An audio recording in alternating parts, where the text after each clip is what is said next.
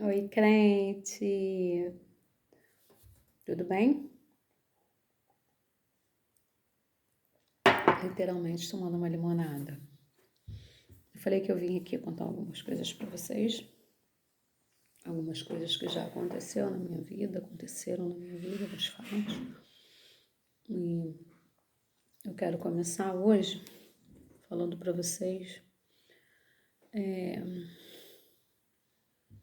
coisas que desestabilizavam a minha vida, desestabilizavam as minhas rotinas, os meus planos.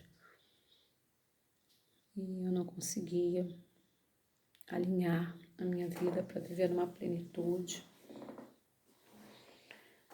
Eu percebi que eu ia para a igreja e eu recebia palavras abençoadoras,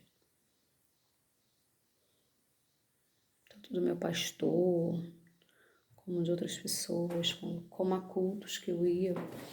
E eu sentia que o espírito estava sendo cuidado. Mas eu vivia como uma lixeira. Como uma lixeira de lixos emocionais. Eu não sabia como cuidar daquilo, como me livrar daquilo. E eu vivi anos da minha vida descontando meus dramas emocionais sempre na comida e por merecimento. Então, assim, se alguém me fizesse sofrer, eu descontava numa barra de chocolate ou mesmo numa caixa de chocolate. E aquele prazer que traz ali o doce do chocolate, aquilo me fazia comer, me entupir. E durante muitos anos foi acontecendo isso comigo. E os meus lixos emocionais, eles ficaram dentro de mim. Eu não sabia como os colocar para fora. E quem me conhece sabe que eu passei alguns maus pedaços na vida, né? Eu tenho 50 anos, amanhã, tá, gente? Dia 22 de dezembro eu faço 32 anos de casado. E eu não tenho filhos. E no começo eu queria muito gerar, eu queria muito ser mãe. E quando foi passando o tempo, foram passando os anos, e não vinha. E isso me causava danos emocionais. Danos emocionais. E eu me entupia de chocolate, eu fazia coisas que não fazia bem para o meu corpo. Acarretou que eu tive, no ano de 2017, uma descoberta de uma doença autoimune, que era hepatite autoimune. E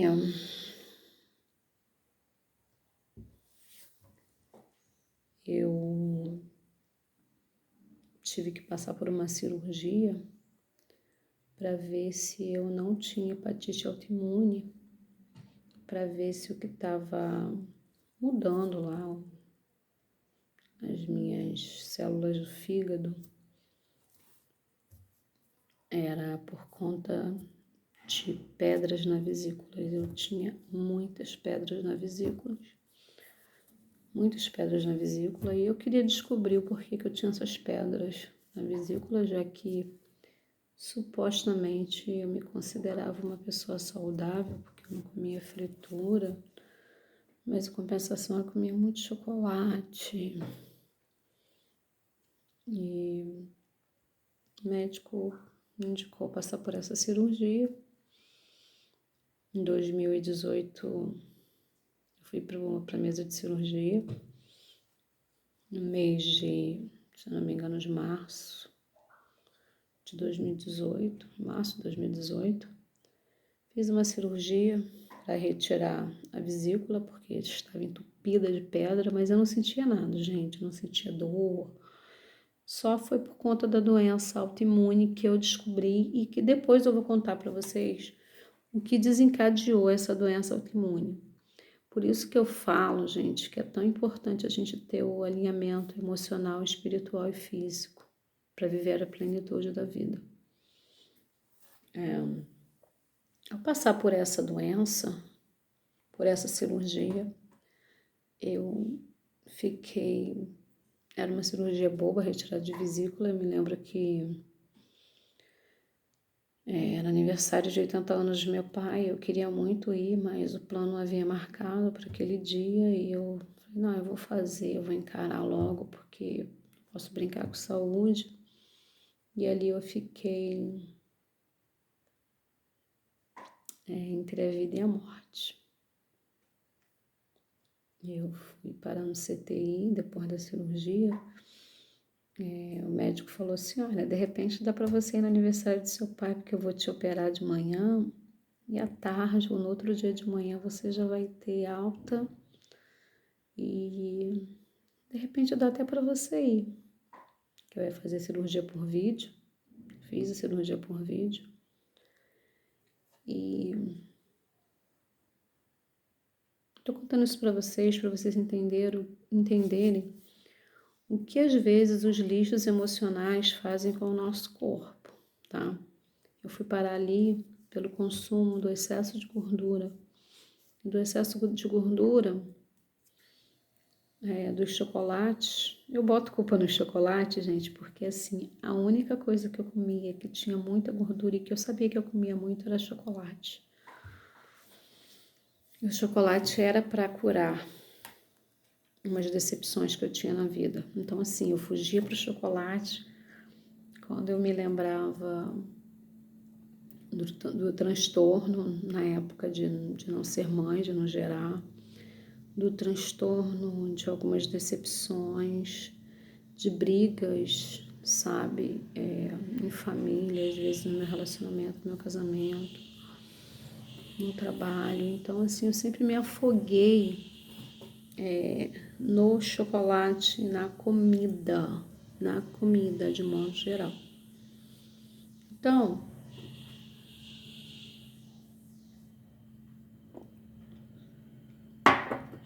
foi uma coisa que me fez muito mal. Eu fiz a cirurgia, eu fui parar no CTI. Antes do CTI, eu ouvia, enquanto eu estava ali meio que desacordada, e eu tenho certeza que isso foi Deus na minha vida, algumas pessoas ali do centro cirúrgico falando, a dona Sibérica está demorando a voltar, nossa, a paciente está demorando a voltar, e nada de eu voltar, e eu queria me comunicar, mas eu estava meio que em off. Parecia que eu estava assistindo o que estava acontecendo comigo. A sensação que eu tinha é que eu queria me comunicar e dizer que eu não estava ali, eu estava indo para algum lugar, a morte estava me levando, mas eu não conseguia me comunicar, até que alguém, uma enfermeira, veio a mim e viu que os meus sinais vitais estavam esfalecendo, né? Eu estava mesmo morrendo, mas eu ouvi isso, ela falando, ela gritando, emergência, emergência. E ali começou um movimento no centro cirúrgico para que eu voltasse a respirar. E eu sei que foi muito demorado, isso são coisas aí que o meu médico depois me conta, porque depois de um tempo eu me lembro assim, a última coisa que eu me lembro foi que eu falei assim, Senhor, eu estou em suas mãos, perdoa os meus pecados, palavras, obras e pensamentos. Porque eu pensei que eu não voltaria mais daquela situação. E ali, eu acordei por volta, eu me internei de manhã bem cedo, 5 e pouco, 6 horas, a minha amiga Cláudia foi comigo. E por volta de 8h e pouca, 9 horas, eu me acordei com meu marido, que na época estava trabalhando na fronteira do Rio com Minas, ali para bem longe do Rio, do centro do Rio. E o meu patrão também. E eu acordei com eles ali, eu falei assim, o que vocês estão fazendo aqui? Até porque o Gerson estava longe, trabalhando. Meu patrão de Copacabana estava ali, 9 horas da noite, assim. Aí eu olho para a televisão, estava dando Jornal Nacional, e eu sabia que era umas 9h e pouca da noite. E eu me lembro que o meu patrão falou assim, você não sabe o que está acontecendo? Eu falei assim, por que vocês estão aqui, gente? Por que eu ainda estou aqui? E eu comecei a olhar tudo em volta e eu vi que eu não estava na minha enfermaria. Eu operei num hospital da Rede Dó, um hospital muito bacana, foi aquele que é em Cascaduras, que é o Norte Dor, com, nossa, um hospital bacana, quarto, enfermaria super bacana. E eu vi que eu não estava na enfermaria. E eu comecei a olhar e começa aquele barulhinho, veio tudo à tona. E eu falei, pô, o que eu tô fazendo aqui? Eu tô no CTI. E aí eles não me contaram nada, me abraçaram e tal. E daí ficaram um pouquinho comigo conversando. O Gerson meio que chorou e tal, saiu, voltou. Daí a pouco subiu a Cláudia, minha amiga, e minha cunhada, a Flávia. Foram falar comigo e eu falei, gente, eu preciso ir ao banheiro, eu quero urinar. E aí a minha amiga falou assim, pode fazer, você tá de fralda. E aquilo me deixou muito chocada. Falei, como assim? Eu tô de fralda. E eu comecei a chorar, porque eu falei, por que eu tô de fralda? E a gente já passava por uma situação cuidando, né, do meu pai. E eu me vi em cima de uma cama, indefesa, dependendo de tudo, de todo mundo. E começou a cair a ficha. E eles foram embora e eu fiquei ali naquele CTI, né? Aquele lugar frio, horroroso. Quem já passou por isso sabe como é horrível aquilo, né, gente? Por mais que o hospital seja bacana, é a noite toda aquilo movimentado, né? A noite inteira. Por que eu tô contando isso para vocês? Porque depois de passar por tantas coisas na minha vida, por que eu cheguei até ali? Por que eu tive que operar a vesícula? Como é que eu descobri que eu tinha um problema na vesícula? Por que eu fui parar no CTI? Porque eu não sabia controlar as minhas emoções. Eu não só me entupia de lixo físico, a gordura do chocolate, como eu era um depósito de lixo emocional. Tudo me fazia mal, tudo me fazia chorar. Ou então, se eu não chorasse, eu ficava quieta. E o ficar quieta, jogar o lixo para debaixo do tapete também me fazia mal. Eu assumia para mim culpas que não eram minhas. E eu sofria tanto e coloquei tudo. Eu achava que a comida era a minha válvula de escape. E eu estava sempre num efeito sanfona, eu engordava e emagrecia, engordava e emagrecia, engordava e emagrecia. E fiquei dentro daquele CTI por mais ou menos 5, 6 dias. Foram 6 dias. E ali fizeram tudo para descobrir o que eu tinha. No outro dia, o meu médico que me operou, ele veio até mim e ele falou assim, você está aqui, você está bem.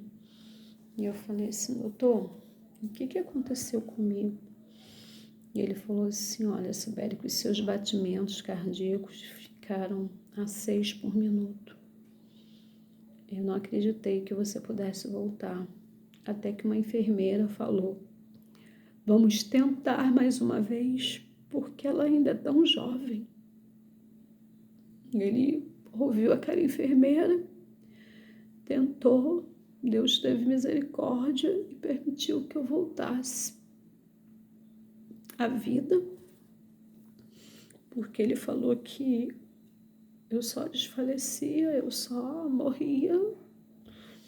E teve uma hora que ele pensou em desistir. Mas essa enfermeira, eu tenho certeza que ela foi boca de Deus naquele momento para minha vida. E eu fui para o CTI e fiquei respirando com a ajuda de aparelhos durante 5 dias. Eu não podia, toda vez que o fono ia lá para tentar, a fisioterapeuta, tentar tirar os aparelhos que eu estava respirando, eu não conseguia. Tá bom. Depois de 6 dias, veio uma fisioterapeuta e falou assim, nós vamos treinar hoje. Então eu fiquei sentada na cama e comecei, e já tirei, e ela me ensinando a respirar novamente, porque a impressão é que eu tinha desaprendido, que eu não sabia mais respirar sozinha. E aí, ela falou assim, olha, eu vou atender todo mundo, você vai ser a última. E hoje, em nome de Jesus, você vai levantar e vai tomar um banho sozinha. Chega de banho no leito. Você vai lá e vai tomar um banho sozinha, depois de 5 dias. E quando aquela mulher saiu dali, ela começou a cantar um louvor em toda a enfermaria. Eu falei assim, nossa, ela é de Deus, ela é cristã. E eu fiquei tão feliz de saber que aquela mulher estava ali, o que ela tinha falado para mim era profético. E eu recebi aquela palavra. E eu falei, eu vou entender, eu vou receber isso. Ela atendeu todo mundo e por último ela veio até mim e ela começou a caminhar comigo nos corredores do hospital. E eu ficava muito fraca. Ela falava, respira. Ela me ensinou. Eu comecei a usar um negócio que tem umas bolinhas que a gente e assopra, né? Inspira e expira. Eu esqueci o nome agora, eu dei para minha concunhada esse aparelhinho, senão até mostrava para vocês. E depois de 6 dias, no dia seguinte, naquele dia eu consegui tomar o meu banho sozinha, lavei minha cabeça e tal. No outro dia, o médico passou de manhã cedo e falou, olha, dona Sibéria, hoje a senhora vai ter alta. Eu falei, oh, meu Deus, que bom, hoje eu tenho alta, eu vou para casa. E ela falou, não, você vai ter alta para ir para a enfermaria, porque você ainda não pode ter alta no hospital, a gente não sabe o que aconteceu com você. E depois de 6 dias eu sabia que eu ia ficar mais um tempo ali. Eu falei, tá bom, tudo bem. Mas fui para a enfermaria, né? Aí eu podia receber a minha família. Me lembro que minha mãe foi ficar um dia comigo com a minha irmã, marido. Minhas cunhadas foram também me dar uma força. Minhas amigas, Fátima, Cal, foi também. E naquela enfermaria, eles faziam pesquisa para ver o que tinha acontecido comigo. Por que eu passei por isso nessa cirurgia? Até que chegou para mim 2 pneumologistas com 2 raios-x que eu havia descido. E quando eu ia fazer os exames dentro do hospital, eu ia numa cadeira de roda ou numa maca deitada. O primeiro exame que eu fui fazer do meu pulmão, porque eles achavam que eu tinha bronco aspirado, que eu tinha tido uma trombose, alguma coisa ligada ao pulmão, por isso que eu tinha ficado naquele estado. Eu fui e uma enfermeira falou assim, ué, essa é a Sibérica, paciente do Dr. Fabiano. E eu fiz assim, fiz que era eu. E ela chegou perto de mim e falou assim, ai, dona Sibérica, eu não acredito que a senhora está viva. Desculpa estar perguntando assim, é porque a gente viu a senhora morta. Eu participei da sua cirurgia. Eu falei, tô aqui, Deus me deu uma chance, eu tô aqui. E eu fiz um raio-x do pulmão e deu tudo preto no meu pulmão. Parecia que meu pulmão estava cheio de sangue, parecia que eu tinha aspirado sangue. E aí passou um dia, no dia seguinte eles pediram outro. E daí eu falei pro médico que eu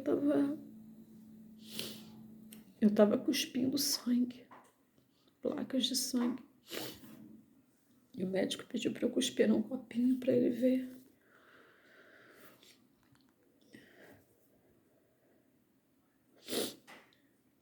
Pediram outro raio-x, que não é raio-x, era tomografia, né, gente? Uma tomografia, aquilo que a gente entra no tubo. Aí fez de novo do pulmão. Aí eles falaram, mais tarde a gente vai vir aqui para falar com você, tá bom? Eu falei, tá bom. Aí quando chegou a noite, eu tava orando, minha irmã também tava lá, minha irmã também orou por mim.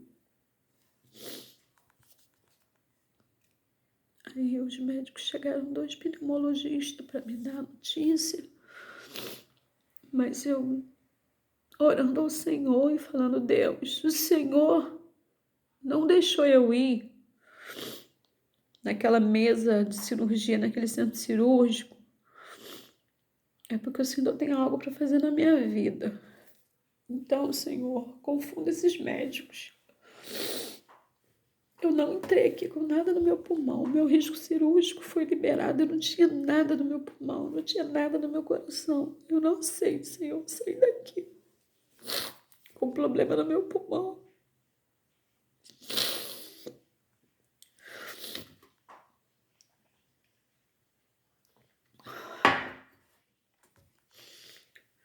Foi quando entrou os 2 pneumologistas na sala. Uma mulher e um homem, né? Um doutor e uma doutora. E eles falaram, Érica, tá vendo esses 2 exames? Eu falei, estou. Foram as 2 tomografias que você fez. Isso era uma quinta-feira. Na sexta-feira seria sexta-feira santa. Aí eu falei, sim, então. Eu estava no meu 9º dia de internada no hospital. O que está acontecendo comigo, gente? Por que eu não posso ir para casa? Aí eles falaram para mim, tá vendo essa tomografia aqui, é a primeira? Eu falei, sim. O seu pulmão aparece todo preto. Todo preto. E a gente pediu para você repetir porque a gente precisava te diagnosticar com algo que a gente estava achando que era. Só que quando você repetiu no dia seguinte, tá vendo essa tomografia aqui? Eu falei, tô. O seu pulmão está todo limpo. Inexplicavelmente, nós não sabemos o que você tem. E nós não sabemos o que aconteceu. E eu me lembro que eu queria muito cantar. Ninguém explica Deus. Sabe, na época essa canção estava muito em evidência. Ninguém explica Deus. Essa canção estava muito em evidência. Eu queria cantar, eu não tinha nem força para cantar. E eu só falei, ninguém explica Deus. E eles falaram assim, sendo assim, dona Sibélica, a gente não tem um diagnóstico para fechar. O porquê que a senhora ficou entre a vida e a morte. Nós só temos a dizer que talvez amanhã a senhora tenha alta. E aí, para a glória de Deus, na sexta-feira santa, eu ainda almocei no hospital. Comi um salmão, comi bolinho de bacalhau. E à tarde eu saí. Eu vim-me embora, tive alta, para a glória de Deus. Não tive sequelas. Durante muito tempo eu fiquei indo lá fazer exame para ver o que tinha acontecido. Me lembro que o meu pastor, que quando eu pedi oração para minha igreja, para o meu pastor, e o meu pastor falou para mim que quando ele foi orar por mim, havia um laço de morte E ele orou e falou com o Senhor: Senhor, visita tua filha. E o Senhor me visitou e me deu a oportunidade de vir. Por isso hoje, irmãos, eu resolvi que eu ia contar uma coisa para vocês. Eu cheguei naquele centro cirúrgico. Eu tô falando de mim. Por conta de problemas emocionais. Por conta de uma decepção muito grande que eu tive, que desencadeou em mim uma doença autoimune. E quando eu perguntei para o médico, por que eu tô com doença autoimune, doutor? Você tem uma predisposição, mas você deve ter tido algo, uma coisa emocional muito forte na sua vida. Eu havia tido mesmo. Mas eu vou para aquela cirurgia porque ele queria descartar que a pedra na vesícula estivesse mudando as minhas taxas, minhas enzimas do fígado. Então, eu quero te dizer que às vezes o nosso emocional, o nosso lixo emocional, ele nos coloca em condições horrendas. Não foi permissão de Deus eu parar naquela mesa de cirurgia, porque eu tenho certeza que se eu tivesse cuidado de mim, do que eu como, eu não tinha chegado naquele estado de estar com tanta pedra na vesícula. Pedra na vesícula é acúmulo de gordura, que eu fui perguntar, mas o que é isso? É acúmulo de gordura. Tem uma hora, a vesícula libera um líquido, né, um fel, que destrói a gordura, só que era tanta gordura que tem uma hora que ele não destrói mais a gordura e começa a acumular. E o que eu comia para suprir a minha dor emocional fez mal para o meu corpo físico e quase me tira a vida. Eu glorifico a Deus que Deus me deu uma oportunidade de voltar e eu senti muita vontade de contar isso para vocês. Assim como eu quero contar como eu fui curada do meu desejo de ser mãe, como eu fui curada, sabe, da minha apatia espiritual. Eu quero contar para vocês também como é que eu fui curada do meu emocional. Eu me lembro que eu fui fazer um dia uma terapia com a minha amiga Gilmara Marinho. Era até uma terapia de grupo. E eu cheguei cedo e antes ela começou a me atender. E me fez muito bem naquele dia. Tudo que ela me falou. Por isso, eu aconselho sim, cuide do seu emocional.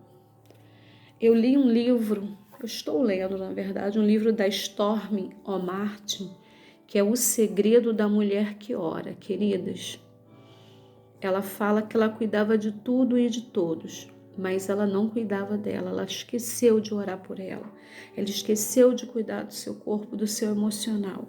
E até que uma hora ela enlouqueceu. Eu quero te convidar hoje a cuidar do seu emocional. Que esse testemunho venha edificar a sua vida. Eu fiquei entre a vida e a morte, porque eu quis afogar as minhas dores, as minhas mágoas, as minhas decepções, os meus problemas emocionais em uma caixa de chocolate, em coisas para comer. Eu quero dizer para você que existe tratamento para a sua alma, para o seu emocional. Converse com o pastor, converse com um psicanalista, procure um psicólogo, até mesmo um psiquiatra. Faça por você mesmo o que tem que ser feito. E comece a orar ao Senhor para liberá-la.